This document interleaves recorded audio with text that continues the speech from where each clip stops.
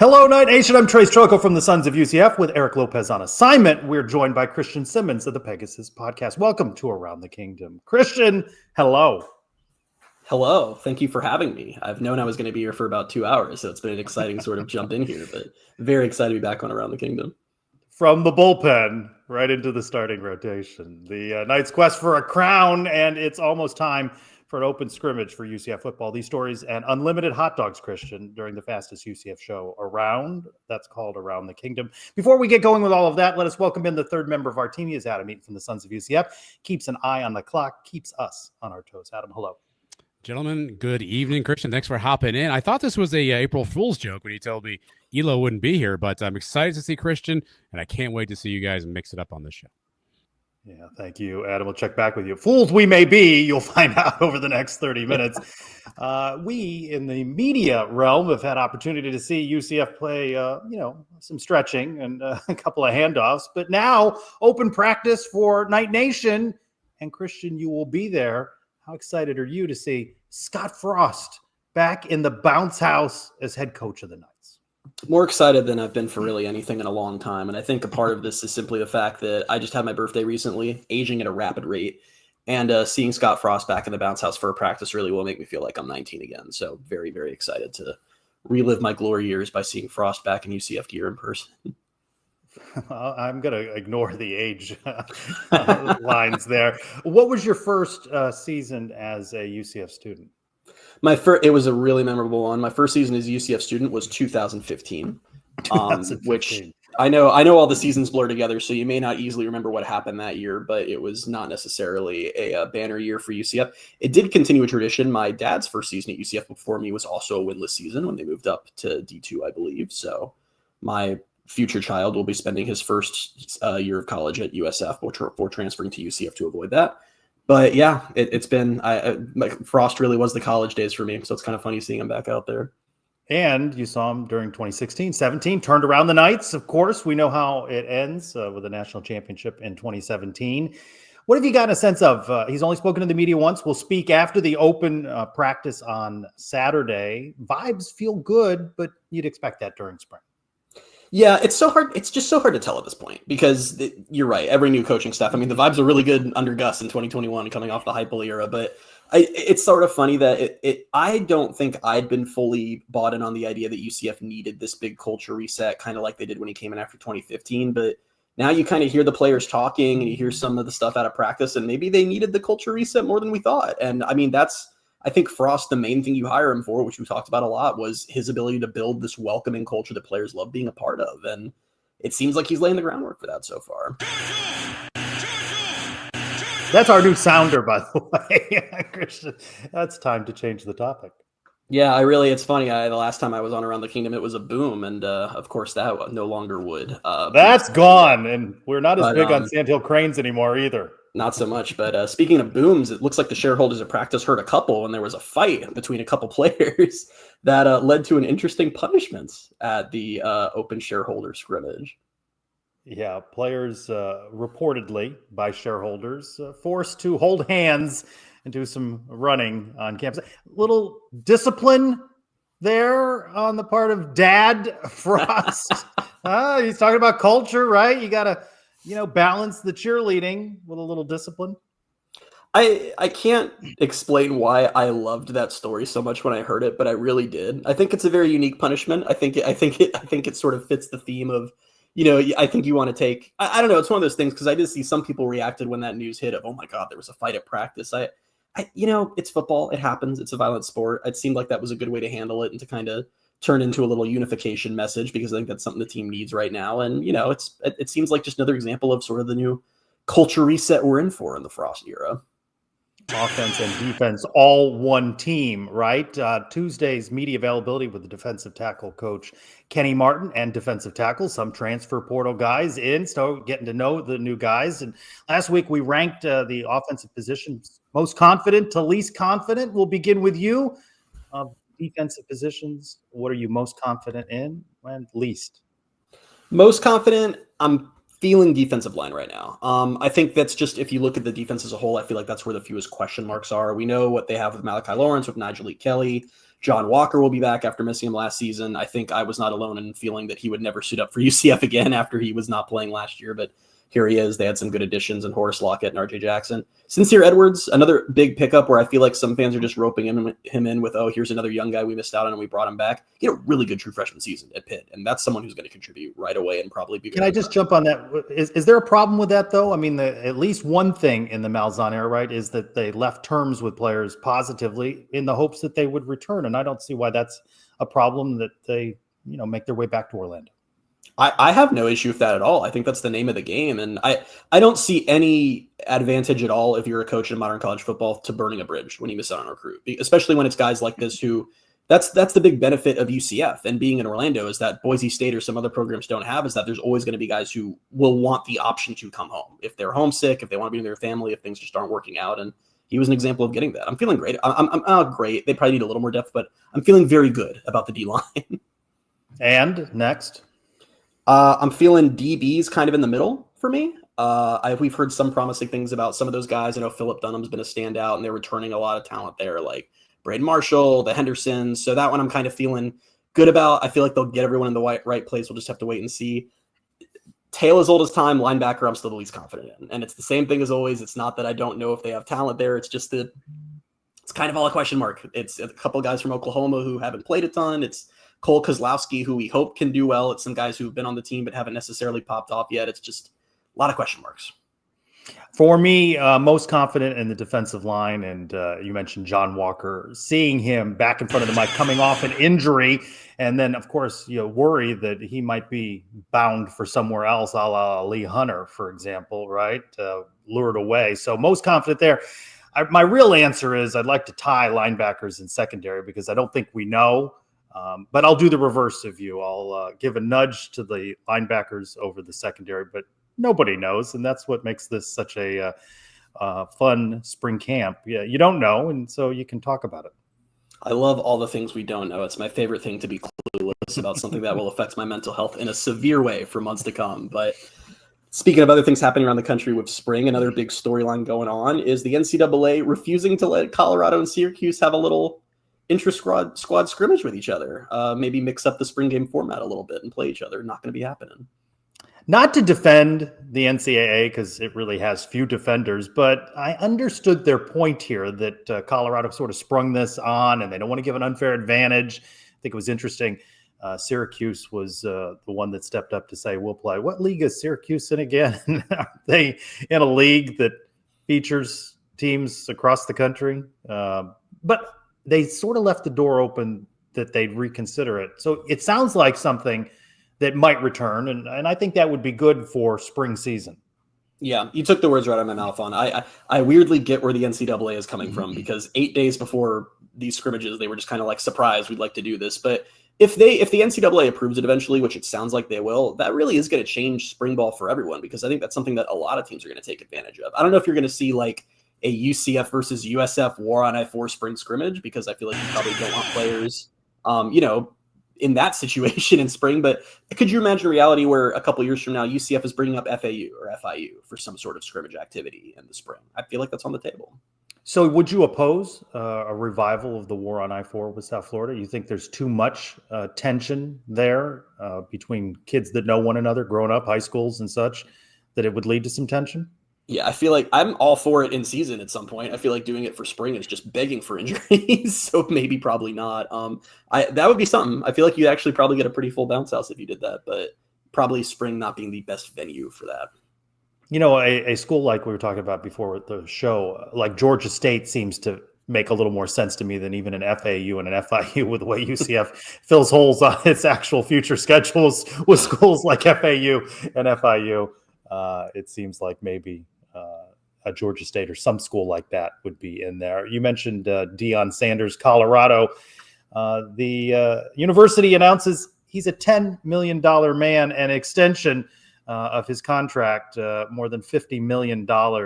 He'll be the highest paid in the Big 12, a little bit more than Scott Frost, sixth highest paid coach in college football. They're just printing money up there in Boulder, but boy, as we talk resources, and I know it drives a part of Night Nation crazy when people like you and I discuss resources, it shows you just how far behind UCF is again in another category. Can you imagine a day when UCF would pay a coach $10 million? Yeah, I quite literally can't imagine it. It's funny you say that, because that was all I was thinking when I saw the headline. Because you also have to remember, Colorado is not historically one of the big brands or blue bloods of college football. This isn't easy money for them to or find. any sport, or really fairness, anything, right? And all I can think of is if UCF were in this situation, if UCF had been the one who'd taken a shot on Dion, and he'd come back a couple years later and said, I'm ready to stay here for the long term. Please just give me $10 million a year. I don't think UCF would physically be able to do it. I don't think they would be able to put that together. But it also speaks to the crazy amount of money. When I get frustrated with players and entering the portal and wanting bigger paydays, it's hard to argue against their position when you see the money being shelled out to a head coach. You know that if he's getting that kind of money, how much money he's making for the University of Colorado, right? I mean, and it's just crazy money. And it's hard to feel bad for these universities when they say they can't pay the players. Yeah, and of course, Colorado was in a pretty terrible spot, empty stadium. Dion's helping them fill it. UCF, of course, was filling their stadium without Dion, so who knows how that works into things. But two guys who UCF has filled their stadium in front of would be Mackenzie Milton and Dillon Gabriel, who ESPN ranked as part of the top QBs of the 2000s. ESPN says Mackenzie Milton is 97th. Dillon Gabriel is 24th. Discuss. Who would you rather have if you were bringing one back to the team? History's going to show that Dillon Gabriel has some of the most glossy statistics ever in the game of college football. But in that category of heart and soul, and give me Mackenzie Milton anytime. If you're asking me one quarterback to lead the Knights again, I choose KZ. And can I share a story with you? I messaged you briefly, but after our media availability in the Nicholson Fieldhouse, after everyone had left, we were just recording some things. There was Mackenzie Milton working out by himself, headphones on, and I thought, boy, I just remember him in here slinging the football around in practice back in 16, 17, and here he was again, and we'll have opportunity to speak with him on Thursday as the quarterback coach for your UCF Knights. I'm telling you right now, we talk about how weird it is seeing Frost back. It's weirder that Milton is a coach at UCF. That's the part that I just can't wrap my brain around. Every time I see a photo of him with a recruit tagging him and saying, "Thanks for the visit, Coach KZ," it blows my mind. Does it make you feel old as well because you saw his whole career play out? Oh my goodness, it does. Very yeah. Speaking of old, let's bring in Adam time for our silly game. Adam, hello. That seemed uncalled for, Trace. This may be a silly game. You know what's not silly is our friends at Alumni Hall. They are dead serious, fellas. They're dead serious about giving you the best quality products they can find for UCF merchandise. If you need that gear in your life, and I don't know why you don't, by the way, 4100 North Alafaya Trail is where you find them. They have you covered. They have everything you need. Again, Alumni Hall, they have it all. You should actually use that slogan, by the way, because it rhymes nicely. But go check them out again, Alumni Hall, or find them online, alumnihall.com. Search for UCF. All right, Christian, welcome to Silly Game. I did not know you'd be here, but this question, the first one I have, is right up your alley. So assume for a second that UCF is an NFL model where you can trade players, right? You can trade players from one team to the next. So, Christian, my first question for you is as follows. If you were a GM of UCF and you had trades available to you, how many players and who are they that you would consider untradeable from this current roster? Who is untradeable on UCF's roster right now? Well, that's a deep question. Let me give you a deep answer. There is not a player on this roster who is untradeable if I'm the GM of UCF football. I think there are some that there are fan considerations. Like I imagine when I announced that we've traded John Walker for cash considerations, some of the fan base would not be happy with that. But I really think this is a reset. We all understand that. And there are certain players who we feel great about, but we're kind of low on fan base connections. So I don't think there's anyone from that perspective who would be untouchable. And at the same time, I don't think this isn't the type of team for what we know right now where there isn't anywhere that you can't improve. So there's no one on my untouchable list. Trace, anybody not being traded by GM Trace Trylko? I remember as a kid, though, reading a transaction where it said a baseball player was traded for an undisclosed amount of cash. And that's the first time I realized that people were traded for money. And now, of course, that's all the rage, right?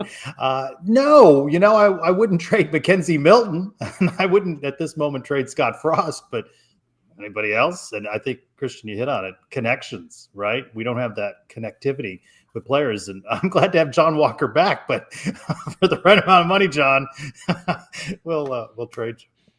All right. Well, we talked about fan base and popularity. So, Trace, this one starts with you. We had a Coach Frost question earlier. Is Scott Frost more popular than any current player on this UCF roster, Trace? Oh, yes. I think the bigger question is where he would rank in that poll with Mackenzie Milton, who would be more popular, but certainly the two of them more popular than anybody. We're just going to ignore Paul Rubelt. The face We don't have to. of UCF football. Yeah, I think Frost is the face of this program. I mean, Frost. It's very funny to think back on the fact that he was only the coach here for 2 years, because it is like a Bobby Bowden, Nick Saban type relationship between the UCF fan base and Frost, given that he was really the coach here for not even 24 full months at one point. I mean, it's something. And you know something, Christian, less is more, right? He had that introductory presser in December, then a long time before we heard from him again. And the opening of spring camp, 7.5 minutes following the first practice. So less is more. The less we hear of him, the more we are enamored with Scott Frost.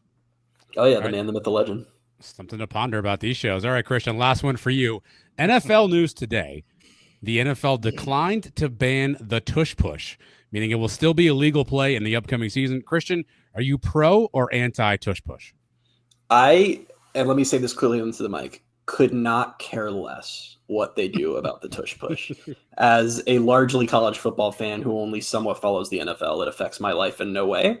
I will say, from a largely outsider's perspective, I don't understand why the teams who complain about it don't just either also get good at it or just find a way to stop it. I know I've never really understood why it's like the Eagles are the only team who know how to do it. Confusing from an outsider's perspective, but yeah, I don't care. They can do whatever they want. College football is a better product anyway, so. Better product, a more exciting product, perhaps. I don't know if it's better. I do agree. I don't understand why they allow it to continue, but nobody stops it, and they don't have the votes to stop it this time. So it, I guess, will continue. It just shows you the strength of their line that allows them to be successful with it. Indeed. Adios. All right. Thank you, Adam.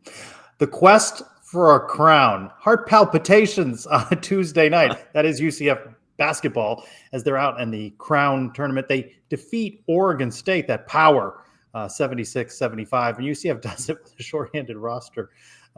Names like Keyshawn Hall not on that roster. A little surprised that they escape round one with a win. Yeah, I mean, and I tweeted this after the game. I was pretty prepared, just given, half of the team leaving before this game, that to not really be overly invested, and who cares about this crown thing anyway. And then UCF won the game, and I now think this is probably the premier event of college athletics, and I'm very excited to see UCF go win this thing. It was a good effort. I mean, honestly, they kind of blew a lead. I think they were up 9 or 10 at one point, and they were shorthanded, and that showed. But it's kind of funny to think about. I know fans like to, a lot of the fan base is kind of out on the current era of UCF men's basketball, but they win this game. They're going to keep their season going. They're 18-16. They've clinched a second straight winning season. Which I mean, is there anyone alive on this earth who, if I had grabbed July of 2023 and had said 2 years into the Big 12 era, UCF football will have yet to record a winning season and UCF men's basketball will have yet to record a losing season? Would anyone have predicted that? Would a single soul have expected that to be the case? No. Darius Johnson, Nils Mikowski, Tyler Hendricks, each with 15 points. Found myself conflicted during this, and I hadn't felt this way before with all of these guys announcing that they're going into the portal. What, about 8 guys, right? And they could certainly change their mind, and that has happened in other sports. It's happened in football where they change their mind. They're welcome back. Are we rooting for them? I'm rooting for UCF in this situation to win and advance, and they do Thursday night against Cincinnati, our nemesis, the Bearcats, which UCF has not fared well against recently in basketball or some other sports for that matter. Did you feel that at all? Were you rooting for Nils to connect on a 3? Were you excited for him, or are you just looking at it as UCF? I'm rooting for whoever's in the UCF jersey. And I don't have a problem with the basketball players who hit the portal still playing. I know some fans and some schools even have sort of the stance of, no, you can't do that. You left, you're gone. But it was necessity. We saw who was left. UCF kind of had to do that. And I think the reverse is what's ridiculous. I think it's ridiculous when Penn State makes the playoff this year, which is a huge accomplishment, and they are down their backup quarterback because he had to hit the portal because everyone else was, and he can't play in the game. And it's just, I like seeing them play. I don't think there's any issue with it. I think it shows that these things can be not always evil or everyone hates each other. Why don't they just change these portal openings and allow them to play through these tournaments? Well, so part of the reason they don't do that at UC is because that would make sense, and college football Yeah, is not big on things exactly. that make sense, or college athletics is not big on things that make College sense. But athletics. I have a question about something else that would make sense. Say that UCF is so lucky to win the first ever college basketball crown. Are they hanging a banner? Would it make sense to put a banner up in the rafters of their arena? Hang the banner. Let it be gaudy with gold, sparkles and shine. How many banners you think you're getting, UCF? I mean, you don't want anything from the NIT. You don't want the participations in NCAA tournament banner. What do you want? I mean, it's just crazy to me that this fan base thinks that there's much greater coming down the line for a cash-starved program. You win the crown with the likes of Nils Mikowski and Tyler Hendricks leading you in scoring. Hang that banner all day, all night. I'll look up to it fondly. Johnny Dawkins pregame said on FS1 that there are only so many teams that get in postseason tournaments. 350 plus schools playing basketball at this level, 60 some odd in the NCAA tournament, 100 so across the NIT and the Crown. When you look at the percentage that make it into college bowl games, we didn't have a problem accepting a Liberty Bowl trophy when we beat Georgia, right? And so, yes. You? Yeah, I actually, let's take it even further. I want them to hang, if they end at Cincinnati, let's hang a college basketball crown second round banner. Let's really, let's get in on getting a banner up there. We're making that banner. They beat Cincinnati. Second round banner. I love it. I love it. I titled this next one March Madness, and then I realized it's April. By the way, UCF has never played basketball into April. There's a banner for that one too, Christian. Are you rooting for Houston now in the Final Four to win it all, representing the Big 12? I'm a little conflicted on this one too. I absolutely am, without a doubt. And it's a couple reasons. One, it's just the typical conference pride thing. It's funny. One thing I've had to deprogram my brain on is like every time the AAC, one of their teams had a big moment, it felt like it was desperation for them to prove something. And being in a power conference, like if the team proves it, it's cool. If not, it's just kind of like, you shrug your shoulders. It doesn't really change anything anyway. But when UCF joined the Big 12, that conference was the premier basketball conference in America and was pretty widely accepted as that. The SEC has really flipped that narrative this year. They got 14 of their 16 teams into the tournament. All the talking points of the season has been the SEC is so tough. The SEC invested. Now they dominate basketball. And I don't know, Houston kind of raining on that parade by keeping the championship in the Big 12 and giving them another one from these last few years. That's an appealing storyline to me. Where were you on South Florida winning it all in anything? Would you have cheered for them, or there was a line to be drawn at them? My dad and I would. My dad's a UCF alum, if I have not said that. My dad and I would argue on this because I would very begrudgingly kind of want it in certain situations, and my dad would be like, "I hope they never win a single thing for the rest of the time I'm alive." So I guess it just depends, but it was always very difficult. And then they'd lose, and I'd kind of smile and be like, "Nah, I'm kind of glad that they once again accomplished nothing." I'm not rooting for Houston. I'm not rooting against them. I'll take the money that comes with their deep run in the NCAA tournament. That is good for the Big 12. How about a banner for we came close to beating Houston? Is there a banner for that? Yeah, I think this should be the legacy of this episode is how many banners can we get up in that arena before the start of next season? But hey, it was a banner night for baseball. Oh, there you go. Getting a win over it was Stetson, right? Yeah, there's a banner for that too. Hang the banner flag for the Stetson win in a game that only went 5 innings because of rain and that they won by 2 runs. But coming off a 5-game losing streak, including being swept at Cincinnati, what are we making at baseball at this point? 17-10, 3-6 in the Big 12. Hey, don't take away their win against Stetson. 18. Excuse me. I apologize to Rich Wallace personally. Yeah, they host number 23 Kansas this weekend. All the metrics that they amassed against the Bryants, the Monmouths, the Siennas of the world have come crashing down, hitting with runners in scoring position, the men left on base, the relief pitching, the starting pitching, etc. Do it against Kansas. Win series, and everything will take care of itself. You'll be where you need to be, positioned in the Big 12 tournament, and you'll be positioned for the NCAA. If you don't win series, it doesn't matter who you're playing. So take 2 out of 3 against Kansas, right the ship. I just don't know the way they've performed over the last couple of weeks that they can. And this is a big weekend to prove that they can. The other thing to keep in mind is the Big 12 this year and somewhat historically is not necessarily like, it's not like what it is in basketball or even in football. It's not necessarily the super tough, impossible to get wins week in and week out in baseball. So it's not necessarily also like UCF is going to have that leeway. If they go on to continue to play like this, it doesn't mean they're guaranteed a postseason spot. They do have to do better. And I don't know. I get fans' frustration because I think there was kind of this like 1 day period where softball looked unstoppable and baseball looked unstoppable. And it was just like, oh, great. All the spring sports are firing on all cylinders. And they've both kind of fallen back to earth. And I think people are a little bit shocked by baseball just because they looked so freaking dominant earlier this year. But you got to find a middle ground between on top of the world dominant and cannot win a game. There's got to be somewhere in the middle where you can live. And the fan base needs baseball and softball. When you come out of football, when you come out of men's and women's basketball, not everybody enamored with the crown. You need the success of baseball. And they stretch for a while, right? They go into April to May, carries you through. And then, as you said, come crashing back to earth. Rich Wallace, now season 2. Asked as a mailbag question I stole from Sons of UCF Live at @blackgold_Ed, asking, is the Rich Wallace honeymoon over? Wow, 1 season. Is it over already amidst some struggles? You mentioned the losing streak there. What was it, 5 games until snapped against Stetson? Honeymoon over? I mean, whether it's over or not, it lasted longer than the Joe Girardi honeymoon, which lasted part of one afternoon. So he's already doing better there. But I don't know. I think part of I don't think the honeymoon's necessarily over. I think it's going to take this whole season to decide whether that's the case or not. But I think if you are a casual baseball fan like myself, you would notice disturbing parallels between this and the Lovelady era. If you remember, Greg Lovelady started with a really great opening season that set a very high ceiling, and then would do this thing where non-conference is awesome and they get to conference and nothing really happens. And it's weird to see a new coach and see that exact pattern kind of get followed, but that's also not true to real life. Things are not going to necessarily play out the exact same way. There's plenty of time for them to right the ship here. And as long as they do that, no, I don't think the honeymoon on Rich Wallace could even be close to over as long as they right the ship. Yeah, I think there's still some to play out. We'll see if they rally, but if they don't, then yeah, maybe that honeymoon is over after this season. Yeah, which is, unfortunate because obviously after last season, we'd all determined that UCF was now going to be a baseball powerhouse and win all the national titles, but what can you do?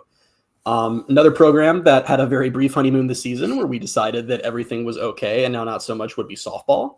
Just struggled at Baylor. They dropped 2 of 3. They're currently 22-16-1, 4-8 in Big 12. They've got the Okana Invitational coming up, if I'm pronouncing that correctly. What are we making of softball right now? I feel like outside of one weekend where we got a little ahead of ourselves, this is kind of sort of what we thought they were going to be.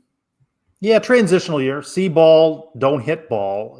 A lack of offense. I mean, they have the D1 National Freshman of the Week in pitcher Isabella Vega. So they have found some new younger players. As Eric Lopez would say, it's what you're going to see with youth. And, they've built a pretty tough schedule. They do have some impressive wins. They're still in contention. I mean, you got to win some games here, and they don't do themselves any favors. I applaud Coach Cindy Ball Malone for scheduling 2 games at Oklahoma, perennial power Oklahoma, but you couldn't hit at Baylor or against Iowa State. I don't know what you're getting against Oklahoma. Maybe they find what they're missing at the plate, but the pitching has been there, and there's going to be growing pains for a young team, but they're right there now as one of the top schedules in the country, top 25 schedules in the country. So maybe, but it's going to be hard to right the ship at Oklahoma. Yeah, my hot take is I'm all for the tough scheduling. It's something I've always admired about that program.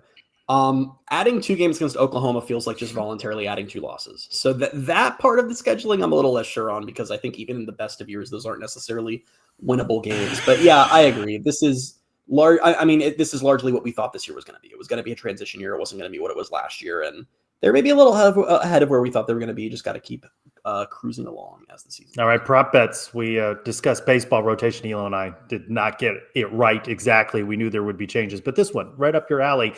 Men's basketball now advances to Thursday. What are they wearing, Christian? Ooh. What color? What are they wearing on Thursday? I say they're wearing the same thing they wore tonight because I don't think they packed for a second game. Oh man, brutal. I think they're just going to wash these whites and wear them again on Thursday. So I feel like I'm coming in uninformed because the real answer would be I need to know what Cincinnati wore, because if Cincinnati wore their black uniforms in their game today, then yeah, I'm willing to bet they're just going to run it back. But I would hope that UCF would have packed more than one jersey in case they thought they would go deep enough that they would not. I'm kidding, UCF. Basketball fans. Yeah, so Trace just very seriously fully says he believes that the team only packed one uniform. But yeah, I think I'm gonna go black jerseys, the black jersey that has the script gold Knights across the chest. That's my pick for the game. I think that's what they'll break out next. All right, we'll hold you to that. All right, time to bring back Adam. Adam, what did we get right? What did we get wrong? Educate us, please. Happy to do just that, gentlemen. All right, a couple things. Christian, you talked about the first, the season of no wins for UCF. That was 1982 for those who are checking. Trace, I assume you were serious when you said what conference is Syracuse in. That's the ACC. Rick George is the AD of Colorado. He says, quote, Deion Sanders is worth $280 million to our university. Do with that what you will. Houston is plus 400 to win the Final Four. Duke is the favorite at minus 100. According to Zola.com, the average honeymoon is 7 to 10 days. So Rich Wallace not doing so bad for himself. And Christian, Cincinnati wore white in their matchup on Tuesday. So anyone's guess what's going to happen in the next one? Something's got to give, or it'll just be a very confusing game. One of the two. Adam, one more thing before we go. Kudos to Coastal Carolina. Free concessions for home football games this fall. They announced fans can receive 4 items per concession stand visit. That includes hot dogs, which I'm not sure that would go over well in the bounce house. They had a little issue with the hot dogs and the health inspector this season. Nachos, popcorn, fountain drinks. No limit on number of in-game visits. I like the big risk what they are doing with that from a revenue standpoint. Look for new episodes midweek every week on the Sons of UCF YouTube channel and wherever you get your downloadable audio content. That's where you also find Around the Kingdom Overtime. For Christian Simmons and Adam Eaton, I'm Trace Trylko. Thanks, everyone, for being with us for this week's Around the Kingdom.